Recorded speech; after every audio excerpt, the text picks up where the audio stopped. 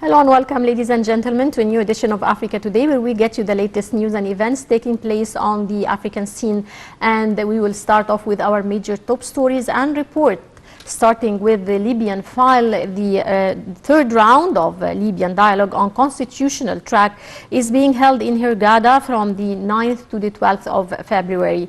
The dialogue, attended by two designations from the Libyan Parliament and Supreme Council of State, aims to discuss arrangements for holding a referendum on a draft constitution prepared by the Constitutional Assembly. We have more in the following report.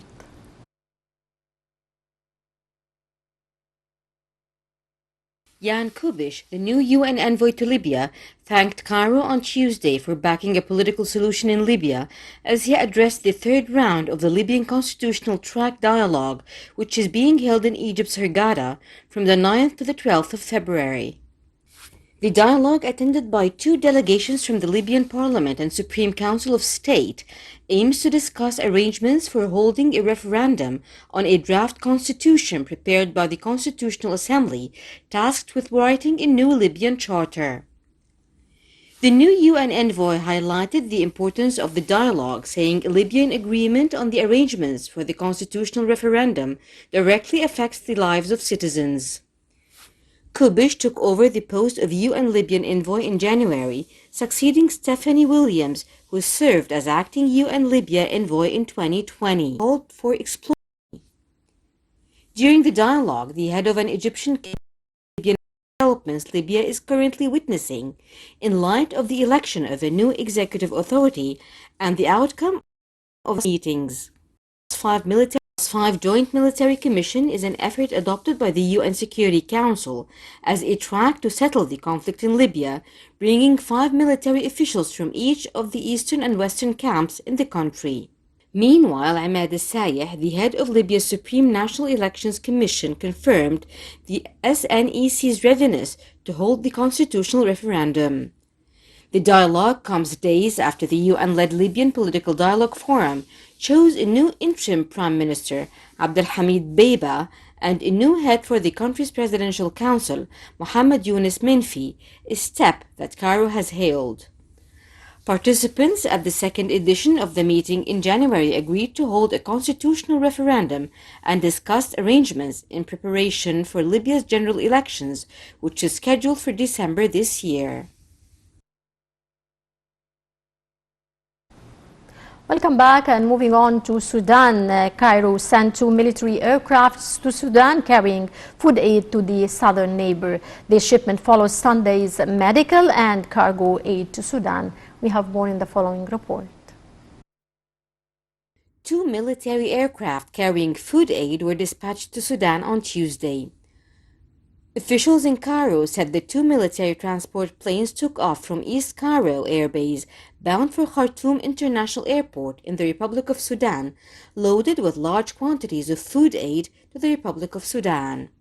They said Sisi directed concerned officials to dispatch these planes within the framework of the continued Egyptian support and solidarity with the Sudanese people in various crises and turbulations.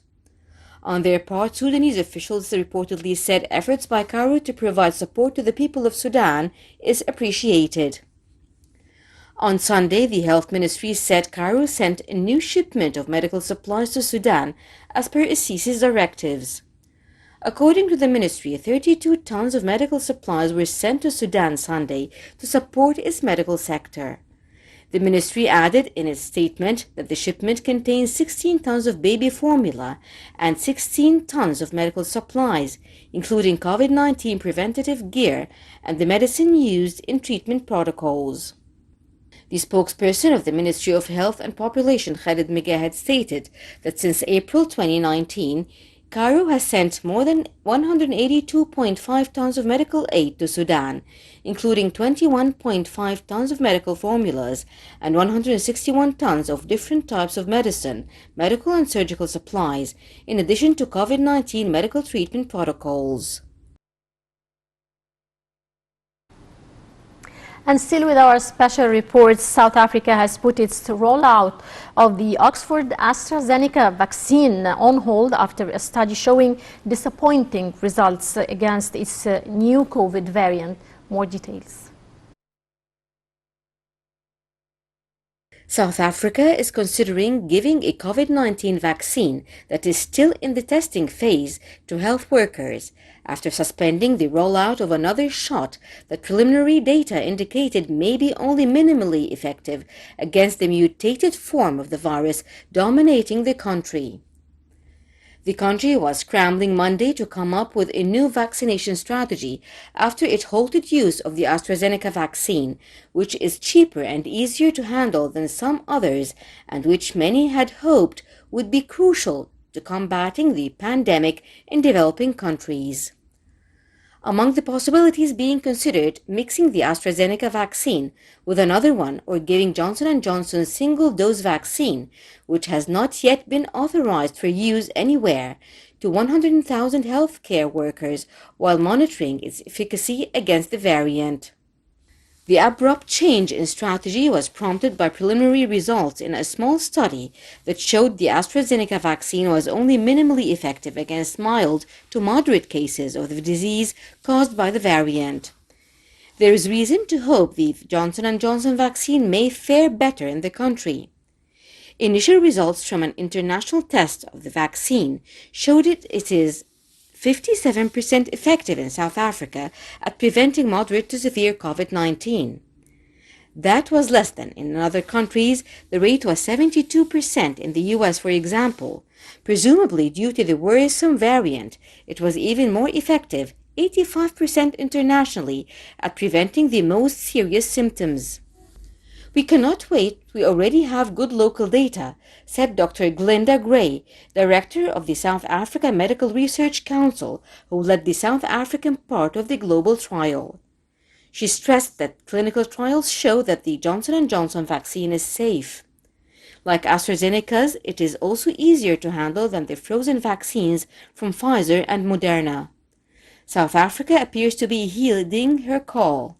She said the country is making urgent plans to roll out and evaluate it in the field. South Africa's inoculation strategy is being watched globally because the variant first detected and now dominant there is spreading in more than 30 countries. Officials say this form of the virus is more contagious, and evidence is emerging that it may be more virulent. Recent studies have also shown it can infect people who have survived the original form of the virus. After a second surge, cases and deaths in South Africa have begun to fall recently, but it is still battling one of Africa's most severe outbreaks, with more than 46,000 deaths. It is worried that another spike will come in May or June, when the Southern Hemisphere country heads into its winter. Welcome back, dear viewers. And on Egypt's medical aid to Sudan, we're joined over the phone by Dr. Mustafa Reda, our political analyst. Good afternoon, Dr. Reda. Good afternoon to you.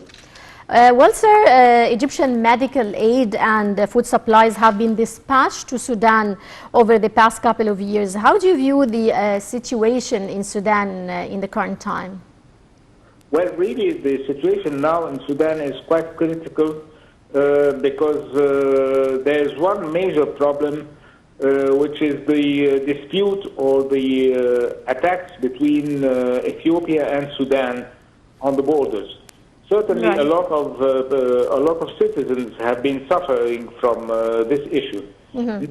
In addition, also to the economic situation, which is not very favorable. And certainly, as you know, that the relations between Egypt and Sudan have been since a long time ago, and Egypt has not been only supporting Sudan, it's giving a lot of aid and support to other Arab countries, like in Lebanon. Recently, we have sent a lot of medicine and food and supplies for the Lebanese there, because their situation also is in a very critical part. So yes. Again, our relations with Sudan are old, and probably we had the Prime Minister recently visiting Sudan there and seeing that if they need anything and providing all the support they needed. Right. Well, sir, how important, in your opinion, is the cooperation among African states to face the current pandemic, the coronavirus?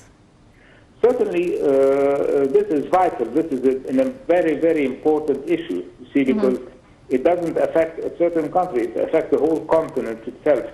So certainly, providing support and cooperation between the African countries certainly will be positive, will have a positive impact on these countries. And certainly, Egypt has a major role because it is quite advanced in research and technology. And in the papers since a week ago, it has been said that Egypt has discovered a certain medicine to combat the COVID-19. So again, we are with our expertise, we can, not only in the medical domain, in other domains, we can cooperate with the African continent, and it will be a win-win situation. It will not, we are winning and they are gaining also our experience, so it will be a sort of cooperation beneficial for both sides. Well, in your opinion, how can all the African states further cooperate together to face the current situation, the current pandemic, the coronavirus? Certainly, the most important thing will be the political situation. There should be stability in the political situation in certain countries. You see, some countries, African countries, have some troubles right now. The second issue is bureaucracy, and certainly fighting bureaucracy.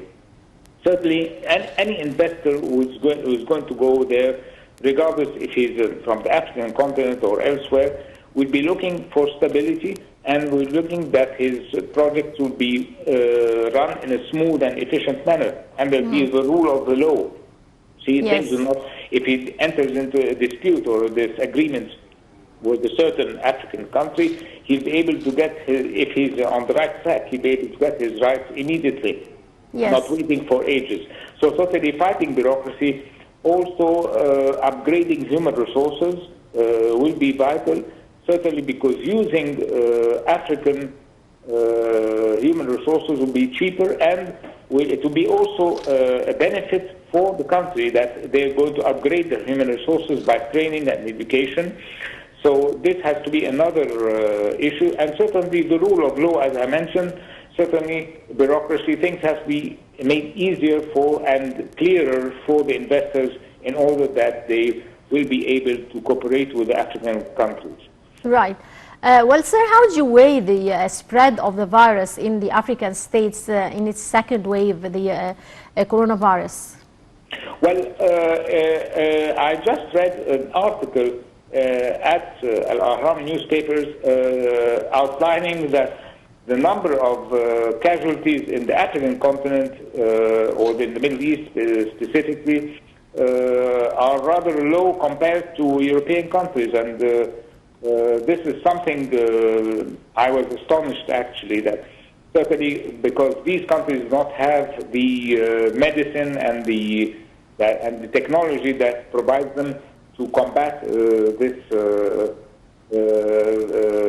disease. So again, luckily enough, the African continent is considered in a lower state than other European, if compared to European or the United States. You see, where the numbers affected are higher, much higher than the African continent. But sir, do you think the numbers are lower in the second wave than the first wave?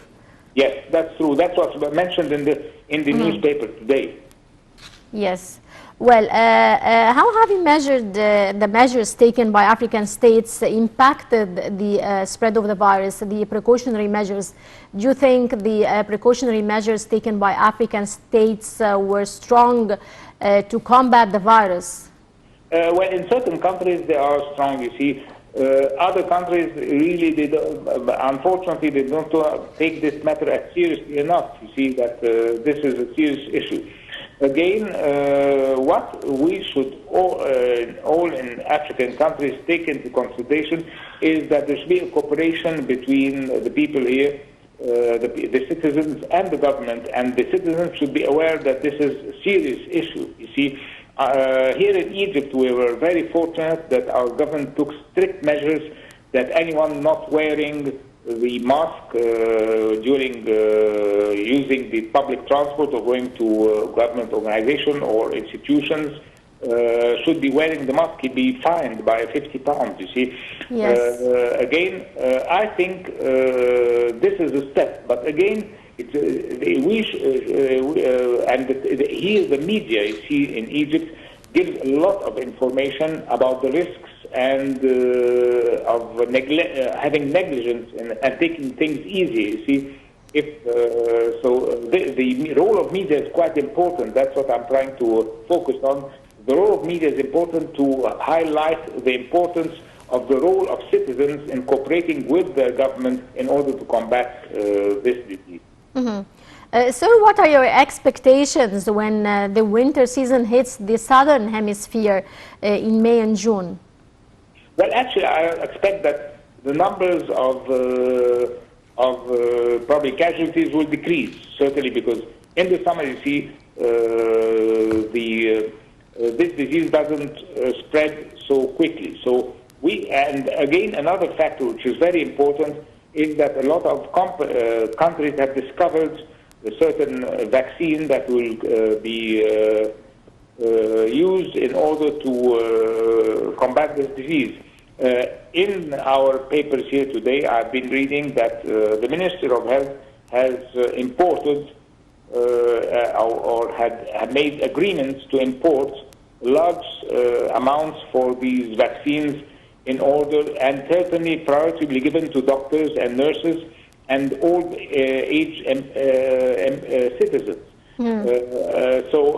Certainly, I expect that the rate will be decreasing eventually. So you think the vaccine will be able to limit the spread of the virus in the African continent and also worldwide, of course? Definitely, yes, definitely, certainly. But the point is that we should be aware that the companies have limitations in producing these vaccines. And it was mentioned that certain countries have been making contracts to get large amounts of these vaccines, not giving probably a chance to other countries which are poorer or less developed in order to get the vaccine. So probably what we hope that these companies will enlarge their production in order that all world countries will be able to obtain the vaccine and certainly combat this disease. Mm-hmm. Well, I think the aim is to vaccine around 50% of the world population, the initial goal. That's correct, yes, that's true. Right. Well, I would like to thank you very much, Dr. Mustafa Reda, our political analyst. Many thanks for your insights, sir. And dear viewers, that brings us to the end of this edition of Africa Today. Many thanks for watching and stay tuned for more coming up here on Nile TV International.